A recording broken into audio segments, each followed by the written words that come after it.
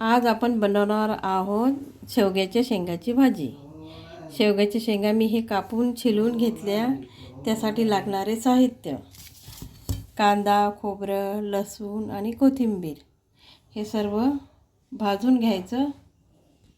आपण हा कांदा भाजून घेतला, कांदा आणि खोबरं भाजून घेतलेलं आहे। हे आपण आता याचा मिक्सरमधून मसाला काढू। आता थोडेसे उकडून घेऊ गरम पाण्यामध्ये। त्याच्यामध्ये थोडंसं मीठ टाकायचं आहे।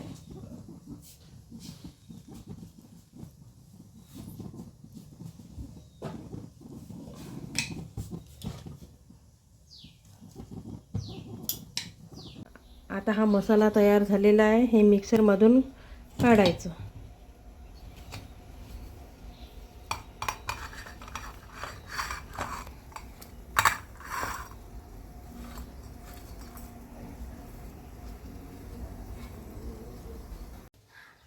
आपला हा मसाला आता तयार झालेला आहे। छान मिक्सरमधून काढला।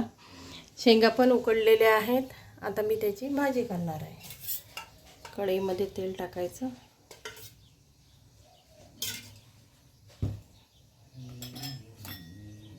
जिरं टाकायचं,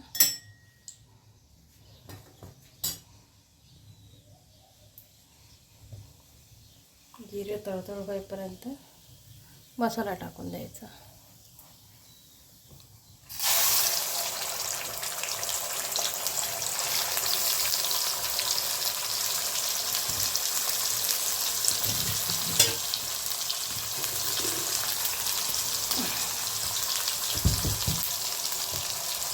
मसाला टाकलेला आहे कढईमध्ये।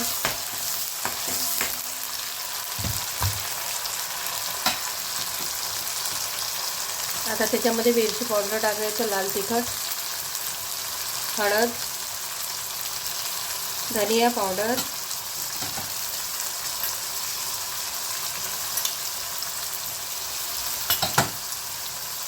आणि मीठ,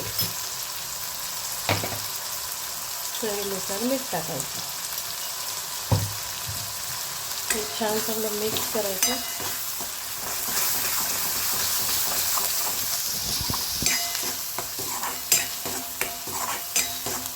छान मिक्स मसाला होऊ द्यायचा।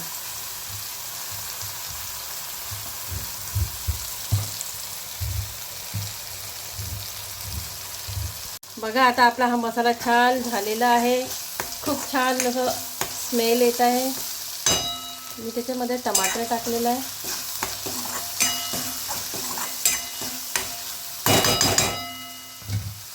खूप सुंदर असा वास पण येत आहे। टेस्ट पण चांगली येऊन राहिली।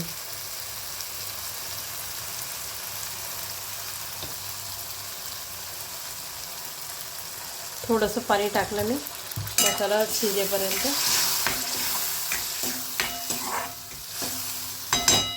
तर मी झाकण ठेवते त्याच्यावर।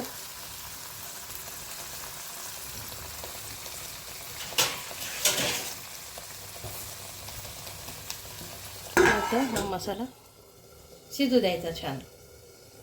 मसाला छान शिजला, छान लाल कलर पण आला, स्मेल पण खूप छान येते, असा छान वास येऊन राहिला।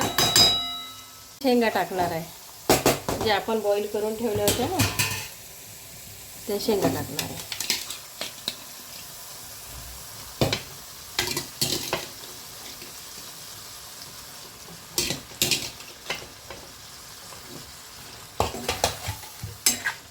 वाव, बघा मित्रांनो, किती छान झाले शेवग्याची शेंगा आपल्या तयार।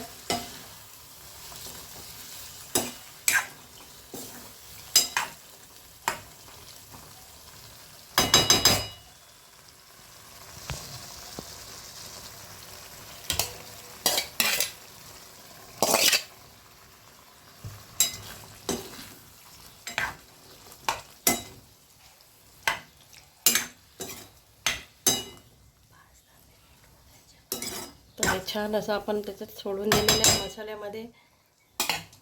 5-10 मिनिट हे चांगलं शिजू द्यायचं।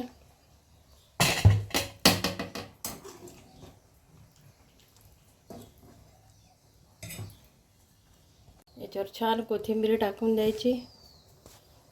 बघा आता थोडंसं ते शिजू द्यायचं. खूप छान असा सुगंध वास येऊन राहिला शेवग्याच्या शेंगाचा. शेवग्याच्या मसाल्याच्या शेवग्याच्या शेंगा तयार झाल्या.